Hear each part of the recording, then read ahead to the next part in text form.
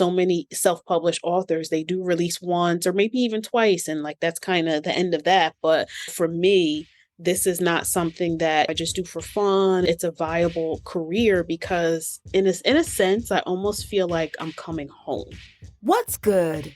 I'm Nikisha Elise Williams, and this is Black and Published, bringing you the journeys of writers, poets, playwrights, and storytellers of all kinds.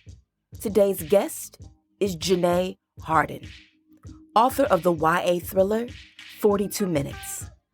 A licensed clinical social worker by trade, Janay says her calling is to infuse stories of mental health into her fiction.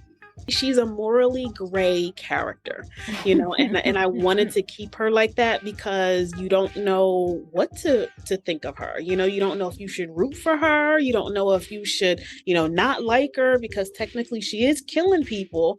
The inspiration for tackling neurodivergence and mental health disorders, including autism and schizophrenia, stem from Janay's years of experience working with children, students, and teens. Why she says she wants her legacy to be a storytelling therapist. Plus, the generational inheritances she says keep people in a chokehold that she hopes to highlight in her novels. That and more is next when Black and Published continues.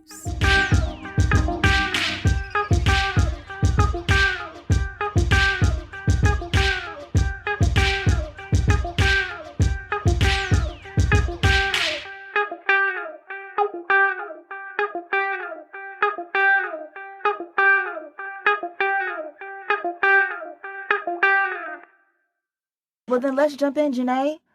When did you know that you were a writer? Mm-hmm. So I think it's maybe cliche. I kind of always knew I was a writer. I knew eventually I would write a book. When I was a kid and I started reading books, I always, of course, loved the storytelling aspect of it, but I love just the way words kind of meshed together and could invoke so much, feeling and thought and intention. And I lived for those moments where like you read something and you had to put the book down because it's like, oh my goodness, what did I just read? So I remember even at a young age feeling like, I can do that. Like I can make people feel like that. So always, I've kind of always knew that I would be a writer, but COVID actually gave me the opportunity and the time to sit down and do it. Okay, because I was going to say, like, you are like a mental health worker by Right, trade. right, right. So, and I would think that during COVID you would be busier. So how did you have more time to write the book? You know what? I literally made time. That's the crazy thing about it. Business was booming on the mental health side of things. But at the same time, I felt like these different storylines and everything just kind of started hitting me at the same time. And I started putting my full-time job at the time, which was I was a school social worker. I kind of started putting that a little bit on the back burner and putting more of just building my own mental health practice and making sure I was writing more, kind of putting more steam into that. So just kind of, navigating those transitions and just making time for it. So even as you went to school for mental health work, were you always like writing stories and things on the side, just like to keep and practice because that's what you enjoyed? I was the editor of my high school paper, so I did that for a while. When I was in college, I participated in like different like poetry meetups and poetry groups and stuff, but it was all just for fun. At that point, it was just kind of something that I just enjoyed doing. So there wasn't really at that moment a thought like, oh my God, when am I going to write this book? But it was just still something that I enjoyed, just the words of it. So I'm like, you know what? How can I, be a part of this community, but at the same time, it still just be something that is just, an interest. So what was it about the COVID global pandemic that made you prioritize what you loved and did for fun as something that you wanted to do professionally? So it brought me back to, again, being able to read more myself. Because that was still, my pastime is being able, to sit down with a good book, but, the world, life was lifing, and never really had the time to devote to like reading the way I wanted to. And then when COVID hit, I was just like devouring books, just reading them myself. And it brought back that feeling of, you know what, I can do this. I can make people feel like this too, or you know what, I'm going to try. So it just kind of just gave me the time and the opportunity. And that deciding to try it, was that when you sat down and conceived the character Indigo and came up with her whole storyline and began to write this novel, 42 Minutes? Right. So my first novel was called Hey Brown Girl. And that one actually started out as a very small like picture book. I had envisioned it to be, and it was a safe story. It was very much like, make sure you wear your mask and make sure you're safe during COVID time. And I really sat down and started writing that story. And then it just kind of morphed into an entire story about, this girl experiencing her own mental health issues and me infusing so many things that I had seen from working with, teens and kids and everything. And the story just got bigger and bigger. And, I had so many other stories too that were going at the same time. So then I started plotting 42 minutes. And, same with that. It started out as one story, but ended up, being something totally different. So you started out with an outline and then like scrapped it as you were writing because the story took on a life of its own? Yeah, for Hey Brown Girl, it started out truly as just like a middle grade, picture book was the theme that I was kind of going for, and it turned into a full length novel.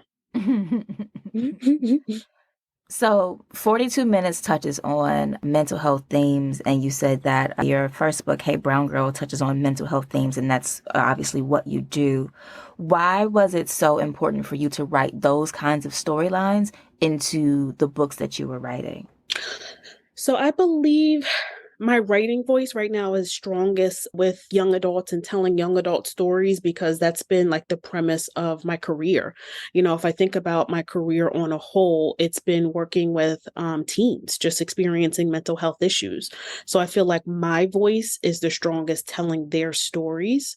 So when it came to me wanting to tell a story infusing mental health, I wanted to be able to talk about mental health and also, have teens get excited about reading again, but also I'm still kind of infusing like different, like, hey, this is what anxiety might look like for some people. This is what, schizophrenia might look like for some people, or this is what, even poverty, because I think 42 minutes really it's a story of poverty. That's what it is. Hmm. So even just kind of talking about those things, but being less hands-on, kind of roping kids in that way.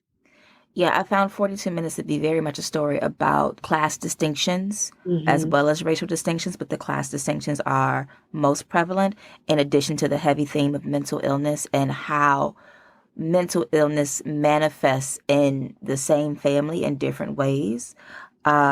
Before we get too heavily into the book itself, once you decided that you were going to write these stories during COVID, what was your publishing process like, or what was the decision to decide? Okay, it's not just for me anymore.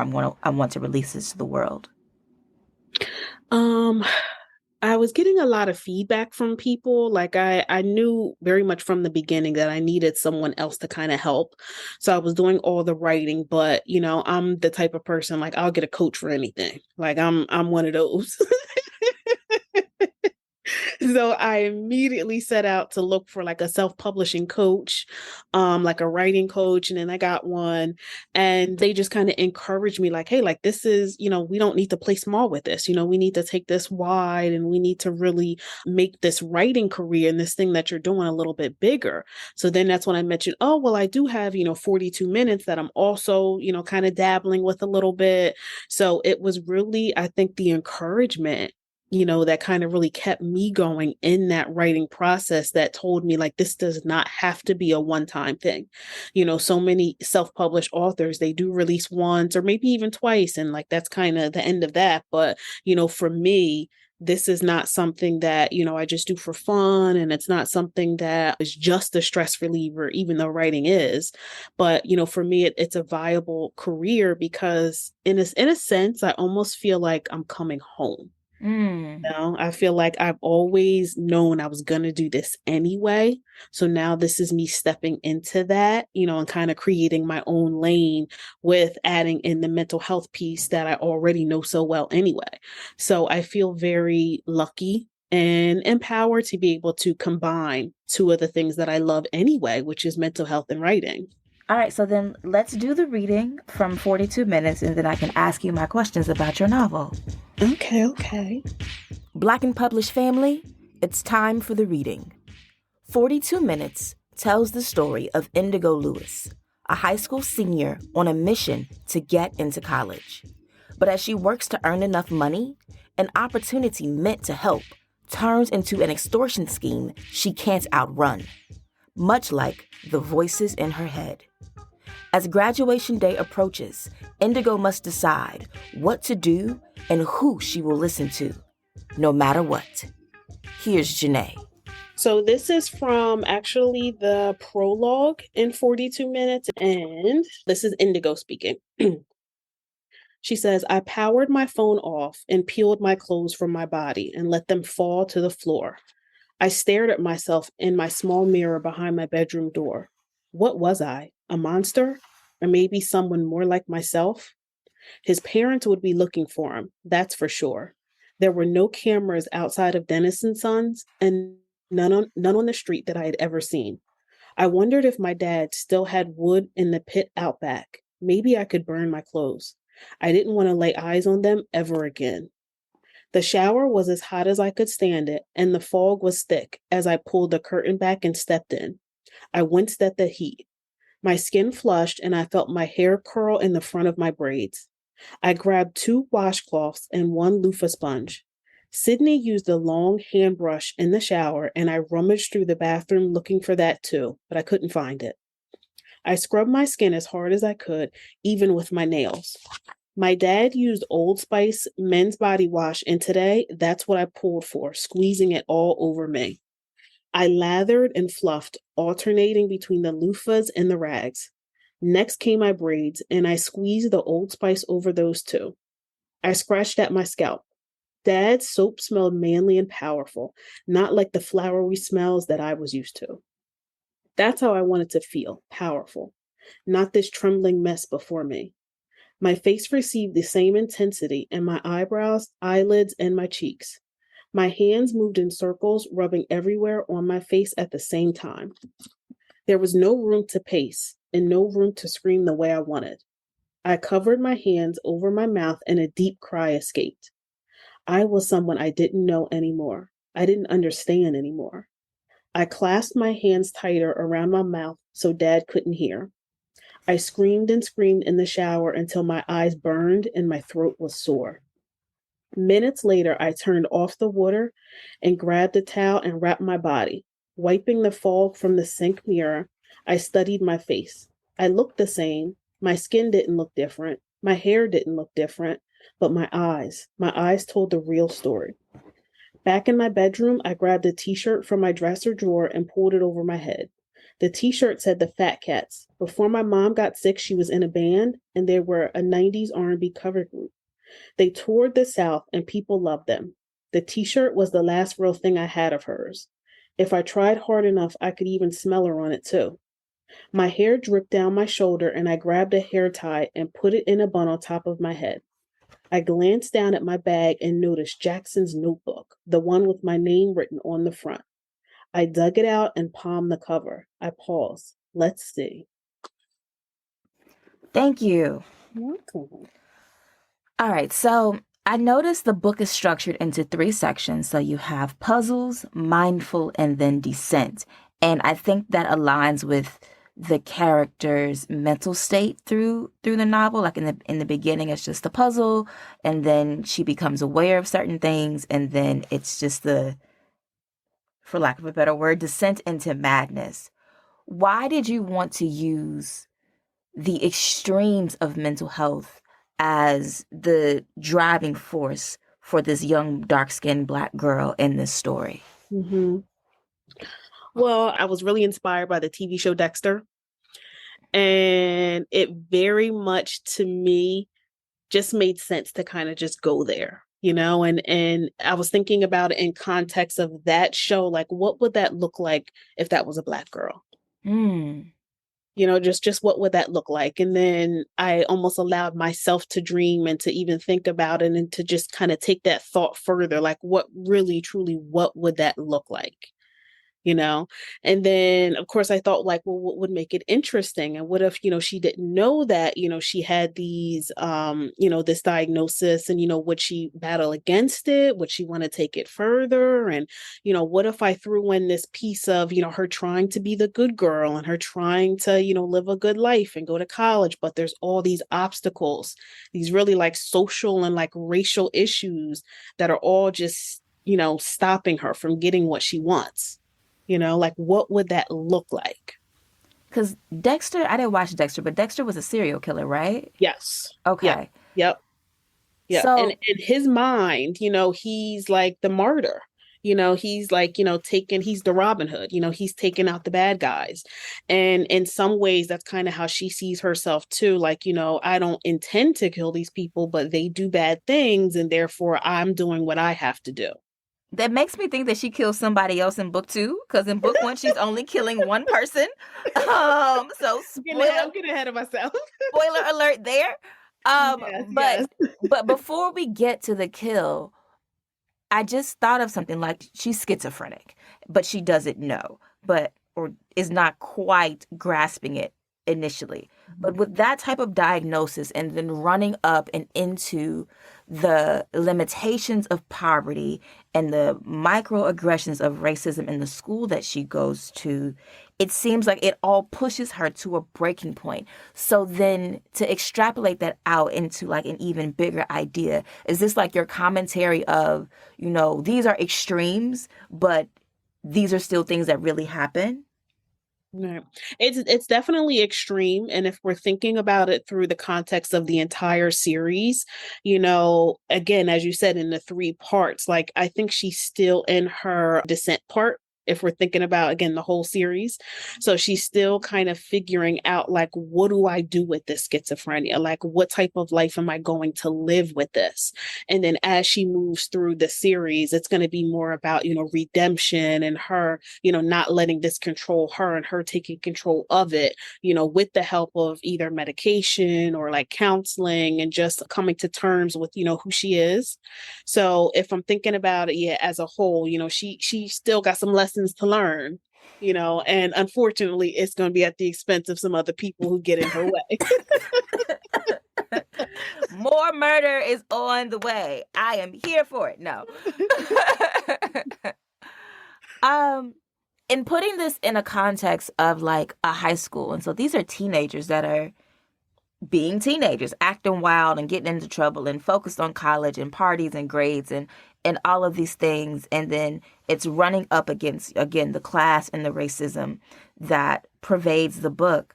But then also some of the things that I notice is about where they're in school and the black children and even the poorer students are deterred from taking honors classes, gifted classes, applying to college. They only have like, oh, well, you should go to the armed services or you should do this or you should do that, but they're not encouraged to elevate themselves. Is that something that you took from your own experiences working in schools? Yeah, definitely. Actually, I would say the majority of the things that I again, an extreme version, but the majority of the things that I put in the book, these really are things that I've seen in different schools that I've been in.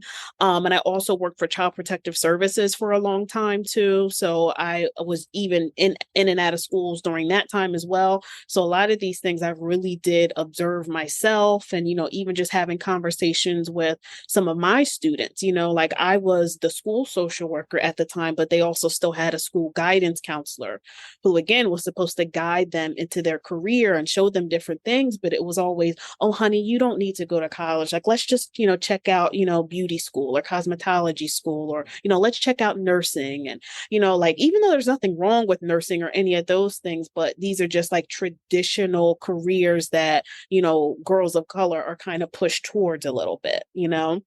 So I wanted to, again, just make that one of those things that are just something that compounds on all the things that she's already dealing with, in addition to her even trying to access her own mental health services, her calling around saying, like, something's going on with me. I need help. And then saying, oh, sorry, it's 125 a session. And, she's 17. She's like, Where am I getting that from? Yeah. Exactly. Yeah. So it's all of these different things that are just, compounding that are really breaking her down mentally. But then you also touch on how grief can break somebody down mentally, uh, the way autism may look, and how it triggers people with the character of Ez, the grandfather. And like everybody has something. Why was it important for you to show that, the people that we, call eccentric in our families aren't necessarily eccentric because they want to be, but are eccentric because people don't understand that they need a specialized type of help? Mhm. Ez is my favorite character. And I think with this family in 42, they enabled Ez a little bit as well because they just kind of knew, this is just how he is. So nobody went to get him services or really see about, hey, like what's wrong with him? What's going on? Or, taking things a step further. They just kind of accepted it, as who he was. And, he's got a lot more issues, as we'll see throughout the series that they really don't know how to manage because they've never had to before. So again, it's still this theme of just poverty and what to do in these situations that like Black people really aren't talking about all the time. As someone who's worked in social services and for CPS and all of those things, is it that mental health services are completely out of reach for families of color and families who are impoverished? Or is it that there are some services, but those families don't know about them? I think the social services field in general makes it very difficult to access services. Like it's really like a game of Monopoly. Like you have to go here, call this person, call that person, email this one, email that one, and reach out and hopefully they'll get back to you. Hopefully they won't. Like it's just issue after issue. And I almost think, it's purposely done that way. Hmm. I even think of college that way too. Like I was talking to somebody in one of my therapy sessions. We were talking about college, and I said, I really think it's almost purposely made to be that difficult, to deter people from completing school, because there are just so many barriers and so many issues. And we have to take all these extra classes when your major really only requires 2 years instead of four. So it's just all these different, again, barriers. So I think for Ez and for their family too, it's like they know something's wrong and they're trying to access it. But at the same time, when they get, shut down or twisted all around or whatever, they don't take it a step further. They're just kind of like, well, it is I what it is. tried, yeah. Yeah, yeah. So then as your series goes on, will we see Indigo fight against that? Because we see a little bit of that in this first book where she's, running up against the system, getting knocked down, and then trying to find a workaround in her own way that as she can, as she knows she needs help. She's trying, even in the midst of murder. She's trying. Yeah. So was that something that you plan to keep as a theme throughout your series? It is. That's a theme that's gonna stay. She's a morally gray character, and I wanted to keep her like that because you don't know what to think of her. You don't know if you should root for her. You don't know if you should, not like her because technically she is killing people, but at the same time, you have all these reasons and all of this backstory, and that's also why I structured the book the way it is to where we go through the murder right in the first chapter. We know exactly what happened. We know why it happened. We have all the information right in the beginning. And then the rest of the book is us going backwards and kind of leading us up to the point where why she felt compelled to do this. So by the time you finish the book, you're kind of sitting back and you're like, oh, ish. Like, No, if really, like I, I finished the book and like I was still like, why did she call it 42 minutes? I was like, oh shit. yeah. Yep. And I had to do a lot of research to make sure that, to make sure it made sense and it was believable. And I said, man, if they ever like Google my search history or something, like, oh my goodness. Oh my Oh goodness. my gosh. but yeah, she is. She's a very morally gray character. You don't know what to do with her, you know? And again, that is a theme that's gonna stay, but throughout the series, she will be redeeming herself as she learned more about herself.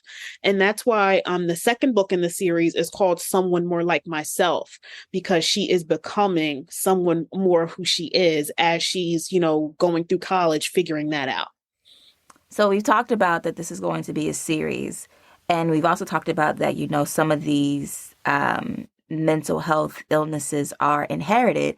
And so Indigo's mother, and you mentioned it a bit in the part of the reading, is absent. And she's absent because her mother is also like her, is schizophrenic and kind of a murderer. Will we see more of the mother's backstory going forward in the series? Yep, yep. So we'll see more of her mom in the second and the third book. Yeah. We'll see more of all the characters actually, because in addition to the series being about poverty, it's also about those generational traumas and those Mm. generational things that kind of keep us in a chokehold, So Indigo's mom also has these mental health issues, but she feels so compelled to help her mom and to help Ez and to be there for everybody. And, like our family has these issues, but I have to save them. It has to be me. I have to be the one. Mm-hmm. And so many Black teens feel like that anyway. Like, I'm the first to go to college. It has to be me. So they're not allowed to have mental health issues when they get there or, not have the answers. Like they have to get it right when they get there.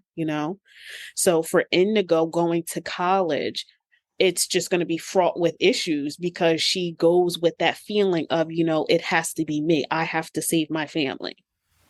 So then what is your message through this novel to those students, young adults, new adults in that space who feel like, it has to be me. I have to do this for my family and I only get this one chance? Yeah, yeah.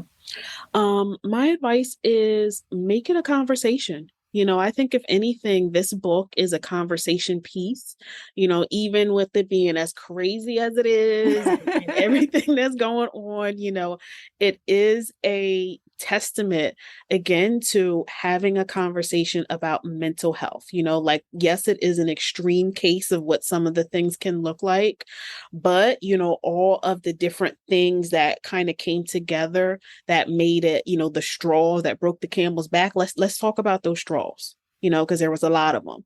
And these are things that happen every day.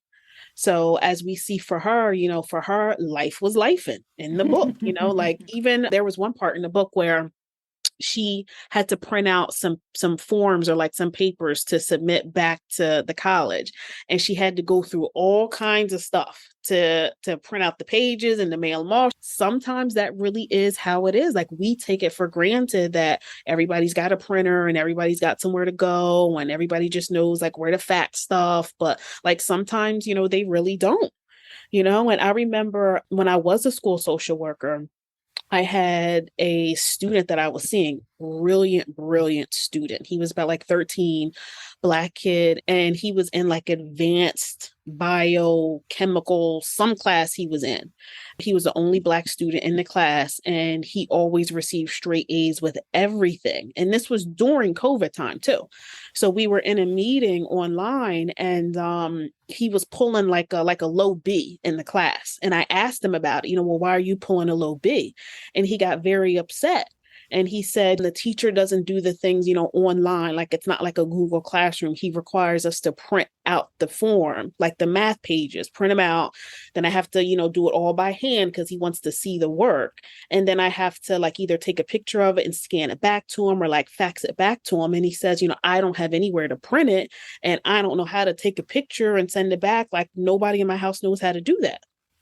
So this brilliant kid, brilliant, brilliant Black kid who again pulls straight A's in everything was now getting this low B, in this advanced class, all because he could not print out the papers. So I'm like, stuff like this happens. Mm. Stuff like this is real. Thank you. And highlighting these issues, what do you want affluent adults who come to this text to take from it? Be more aware, be way more aware of again, the things that we take for granted, and we think of, kids today as being so technologically advanced, which they are, but at the same time, we still need to be having those real conversations. How are you? How do I want to make sure I, say your name correctly? So let's have that conversation, and just making sure that if we're talking about mental health, it's in a way that they understand, because they don't understand, oh, sorry, you don't have insurance. It's 125 a session. They don't understand that. But what they do understand is I am in crisis right now, Mm-hmm. and I need someone to talk to right now. So what does that look like for me? Again, right now? Yes. All right, so I want to switch to a speed round in my game before I let you go for the afternoon. What is your favorite book? Between Lovers, Eric Jerome Dickey. Who is your favorite author? Eric Jerome Dickey. He was my favorite as well. Yes. May he rest in peace. Yes, sir. What do you think is the best book to movie adaptation? Recently, I like Where the Crawdads Sing. That was pretty good. And then, if your book were to get the movie treatment, who would you want to play your characters? I've always in my mind saw Kiki Palmer as Indigo. I think she would do that role really well. Um, and then Ez, I could see him as like Ving Rhames, like a crazy version of him, like, a big Mm-hmm. and loud and yeah. And that's about it. I haven't gotten as far as anyone else in the story, but those two, yeah. Okay. Um, what do you do to recalibrate your mental health when you feel like you're not at like your highest self? I ask myself a lot of questions. I guess I therapize myself, and I do. And I want to know, what is it that you're feeling right now? Like, how do you feel right now? How do you want to feel? And what's going on in between there that's stopping you from feeling how you want to feel? So is it you? Do you physically not feel well? Do I have a headache? Does my stomach hurt? Is it something physical? Is it more of an emotional thing? Is it something someone said to me that made me feel that way? Like, just kind of getting to the root of it, and then starting there, because a lot of times, honestly, it could be like, girl, go take a nap. Like, it really could. Just go take a nap, and I wake up and I feel fine, and other times it might be something more. But just asking myself those questions and getting into the habit of teaching myself to know what it is that I need. Okay. And then what brings you joy? My daughter brings me joy. My books, they bring me joy a lot. If I see my daughter holding my books, And then what brings you peace? I'm a big spa lover. I love going to the spa. Like, I'm very bougie about this too. It's cool. It's cool. Yes. Um, Name one book you wish you would have written. Mm. And this is the game, rewriting the classics part of it now. Oh, you know which one I really like? Monday's Not Coming from Tiffany D. Jackson. Yeah. Name one book where you want to change the ending and how would you do it? I recently just finished This Bitter Earth from Bernice McFadden. Mm-hmm. And that one, it was a really, really good story. Like, I love the ending. I just wanted a little bit more, just some questions answered. So just because I just finished that book, I'm going to have to say that one. I just wanted the ending to be just a little bit more. But otherwise, And then name a book that you think is overrated and why. the second part to The Coldest Winter Ever. Life After Death? Yes, yes, yes, that one. I still haven't read it. Yep, that one. I started it. Actually, I started a couple times, and I keep putting it down. So I should just let it go. But it just does nothing for me. And then, of course, like, I'm seeing everybody else's thoughts too. But I'm like, let me give it my own. Let me see. But I can't make it past like every chapter or so. I'm just like, yeah. Okay. And so then my final question for you today. When you are dead and gone and no longer here, what would you like someone to write about the legacy of words and work that you left behind? That's a good one. Thank you. Yeah, that's a good one. Um, I want people to know I tried my best. That I set out to do everything I said I was going to do, creatively. And I want to be known as what I call myself the storytelling therapist. And that is what I want to be known as because I, again, think it's so beautiful to be able to combine two of the things that I love with mental health and with writing. So I just want people to know that I did my best to combine the two and talk about it in a creative way that just opens the door for those conversations. So I tried my best. Thank you, Janay. Thank you. Big thank you to Janay Harden for being here today on Black and Published. Make sure you check out Janay's latest novel, 42 Minutes. And if you're not following Janay, check her out on the socials. She's at author Janay on Instagram. And Janay is spelled Janay. That's our show for the week. If you like this episode and want more Black and Published, head to our Instagram page. It's at Black and Published, and that's BLK and Published. There, I've posted a bonus clip from my interview with Janay about her plans to take her books into schools and have them taught as part of the curriculum. Make sure you check it out and let me know what you think in the comments.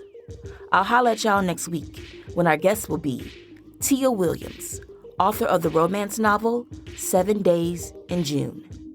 I remember seeing the kids at school that just like leaned into that whole thing, like fuck everything, like, and I remember looking at them and just being jealous, like, oh my God, they just feel like they can, that must be such freedom just to be like, fuck it, I just don't care.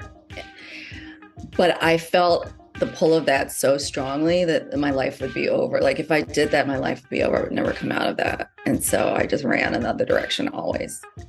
That's next week on Black and Published. I'll talk to you then. Peace.